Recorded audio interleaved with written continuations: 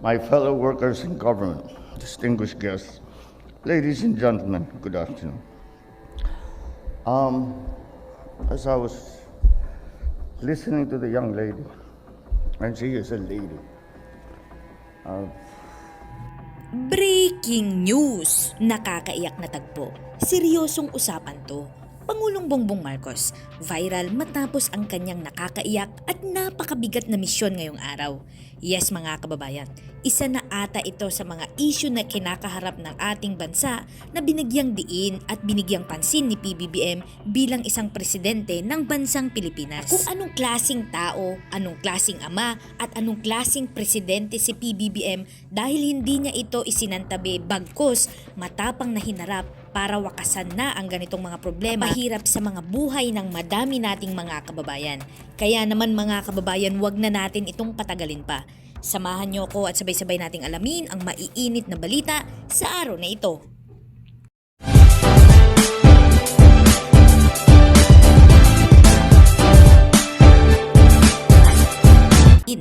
Pinangunahan ni Pangulong Ferdinand R. Marcos Jr. kahapon ang kampanya upang labanan ang paglaganap ng online sexual abuse and exploitation of children na binigyang diin ang epekto nito sa puso at pundasyon ng bawat komunidad dito sa Pilipinas. Sa kanyang talumpati sa Iisang Nasyon, Iisang Aksyon, tapusin ang online sexual abuse and exploitation of children ngayong Summit 2024, binanggit ni Pangulong Marcos na halos kalahating milyong mga batang Pilipino ang biktima nito.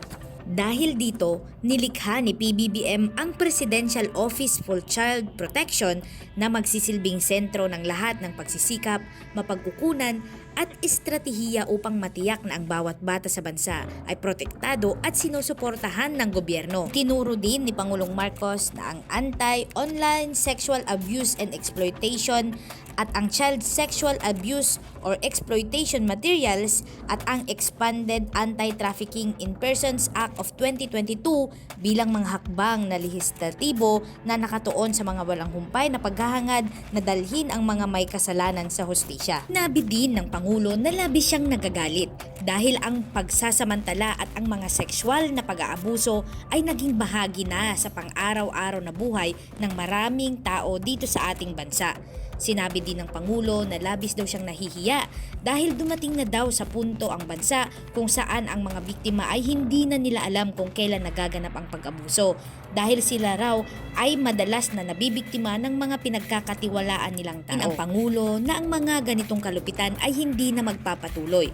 Sisiguraduhin din daw niya na wala ng kapatawaran dito sa Pilipinas ang mga krimeng may kinalaman sa pagsasamantala at pag-aabuso na inosenteng mga Pilipino.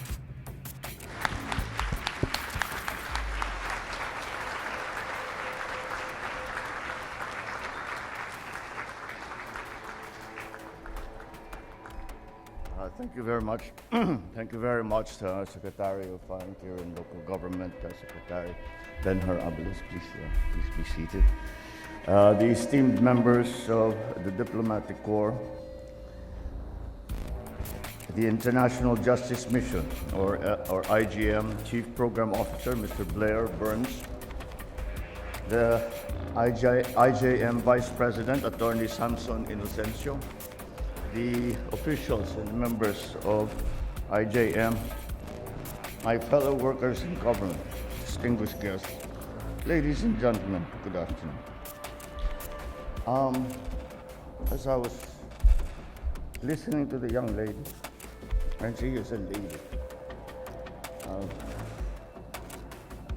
I could not help but shed a tear to have to relive the suffering that she went through, and to think how many other children are, even as we here sit in this fancy hotel room, eating our fancy food,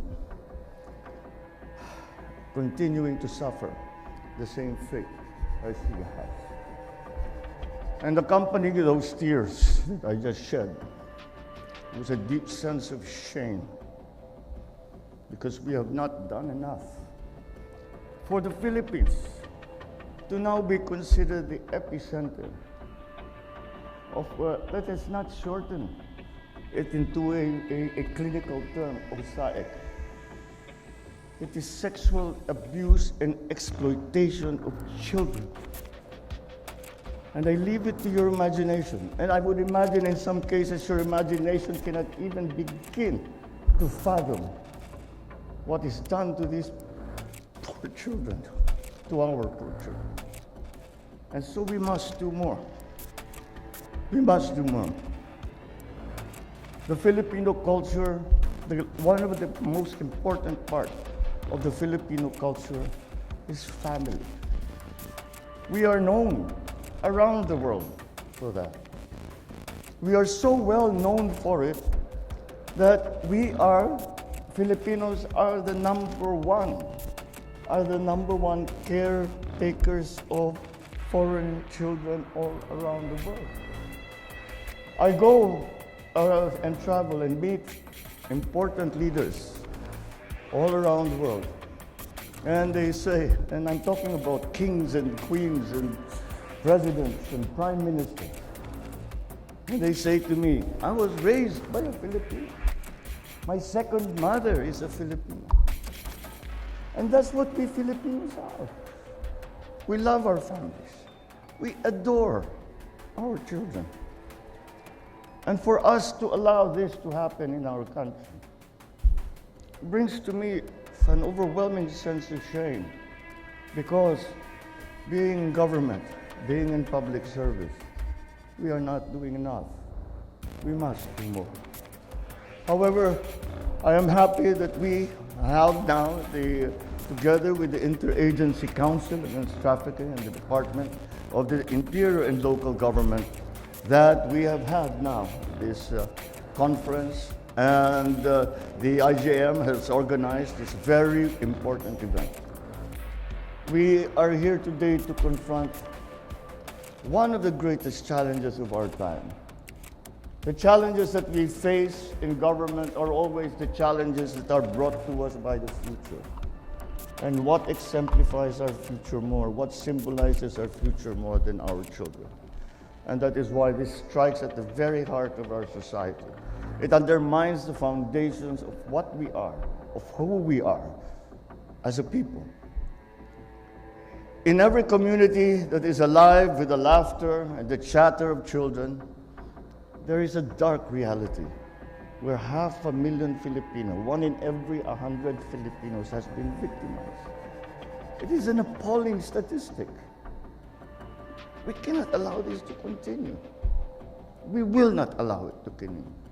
This is the horrible scourge of online sexual abuse or exploitation of children, or OSA, which remains widespread now in our country. It's not a distant problem, or the victims just faceless and nameless children.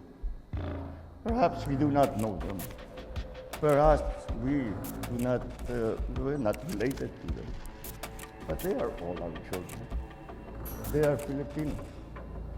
We do not even have to go through the exercise of trying to imagine, what would I feel if it happened to our children? It doesn't matter. Just look at the child. Think of any child. Any child. They live within our midst, and several may be the sons, daughters of those people we know. Their smiles, their brave smiles, innocent smiles, conceal the pain that is our nation's shame. As the sad reality is that many perpetrators are the victims' families or relatives, the very people that we expect to care for. And as this is a battle that we must not lose, and we will not lose, this administration created the Presidential Office for Child Protection, or POCP, which is a critical step in our fight against this crisis. The POCP will serve as the epicenter of our efforts, bringing together resources and strategies to ensure that every child in our country is protected and supported. On the legislative side, such as the Anti-OSAIC and Anti-CSAEM Act, as well as the expanded Anti-Trafficking in Persons Act of 2022, also underscore a relentless pursuit to bring these perpetrators to justice. Furthermore, our Tier 1 status in the trafficking in persons report shows that we as a country have made earnest efforts and leadership in combating the crimes of human trafficking and USAID. We have also set the global example of effective law enforcement, collaborating with Philippine Internet Crimes Against Children, or the PCAC. The Philippine National Police Women and Children Protection Center reported that it has rescued more than 1,099 victims of trafficking in persons and USAID, and arrested more than 100 suspects from 2022 to July of 2024. This might give us some satisfaction. If that is how many that we have apprehended, if that is the number of the children that we have saved, I cannot help but thinking how many are still left out there. That is a minority. That is not the majority of the victims. That is not the majority of these perpetrators. That is the minority. And we need to do more. It serves as a testament that this administration has an unwavering dedication to ending this kind of abuse. Be assured, we are fully committed to ensuring and protecting our children, who are the most vulnerable members of our society. It is our utmost priority to protect our innocents, perfect little beings who are being hurt for money by the people that they trust. So to everyone here, this summit is a significant waypoint. A moment to reflect on our progress and renew our commitment to eradicating USAID. To our international partners, we extend our gratitude for your aid to us in continuing this fight. Your support has been valuable in our mission to save children, rescue victims, and give them a chance to start over. As we move forward, let us reflect on our roles in this critical battle. To the DSWD, the DOH, DOJ, DepEd, DILG, let us stand firmly by our sworn duty to protect the innocent children who have no power to defend themselves and have only us to look to do that for them. Continue to develop training programs, ensure that our law enforcement, the prosecution, social workers, teachers, other public servants are well equipped to handle these cases.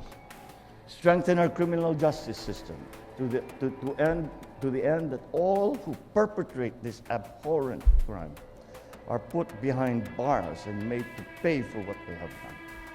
And everyone should think not only twice, but 3, but 4, 5, 10, 100 times before committing this abuse again.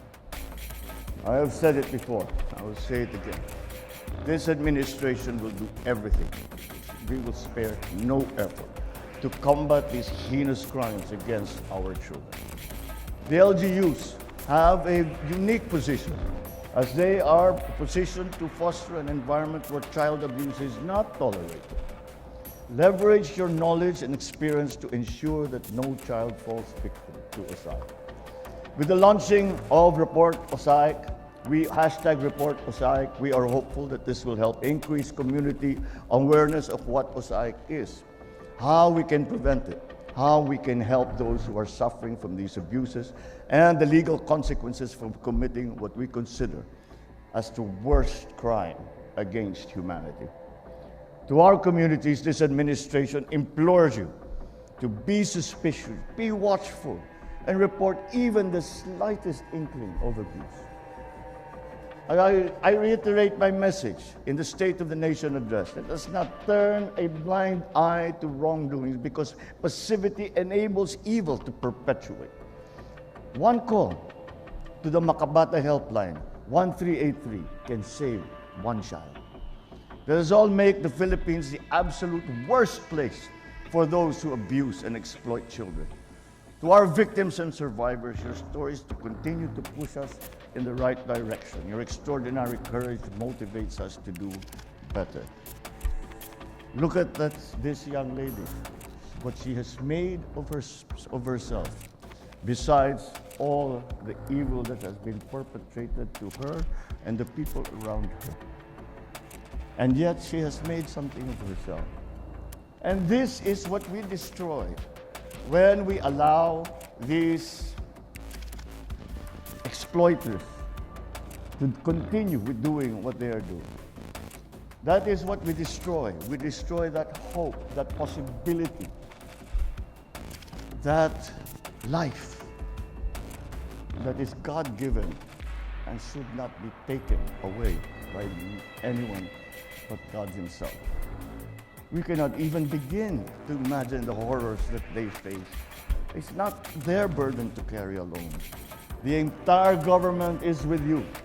We hold your hand and walk along the arduous path towards healing and recovery.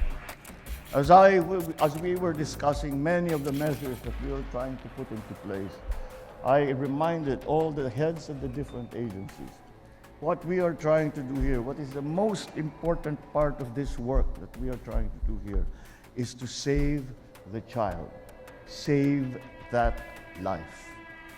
That should be always our primary consideration, because life, when taken away, never be returned. And for whatever we do, a part of that child's life has already been permanently taken away. Perhaps we can offer another option, another form, another chance at a good life. And that's what we have to always remember. This is not about crime. This is not about money. This is not about exploitation. It is about preserving and saving and making sure that our future is bright. Our children are our future. Let us save them. Let us keep them safe. Let us keep them healthy. Let us keep them strong. Because that way we keep our future safe and healthy and strong. It is that existential in its importance. We are resolute in our commitment to provide services that will help move the victims forward, such as therapy, reintegration to the SWD and its partners, including, of course, the IJM. Let us build a world where justice and compassion prevail and every child's safety and dignity are upheld. Dahil sa bagong Pilipinas, inaaruga at pinoprotektahan natin ang ating mga anak. Sa bagong Pilipinas, binibigyan natin ng pag-asa ang mga biktima. Sa bagong Pilipinas, sinisigurado natin na may mananagot sa mga nagsasala. Sama-sama po natin tapusin ang usay. Maraming salamat at mabuhay po kayong lahat.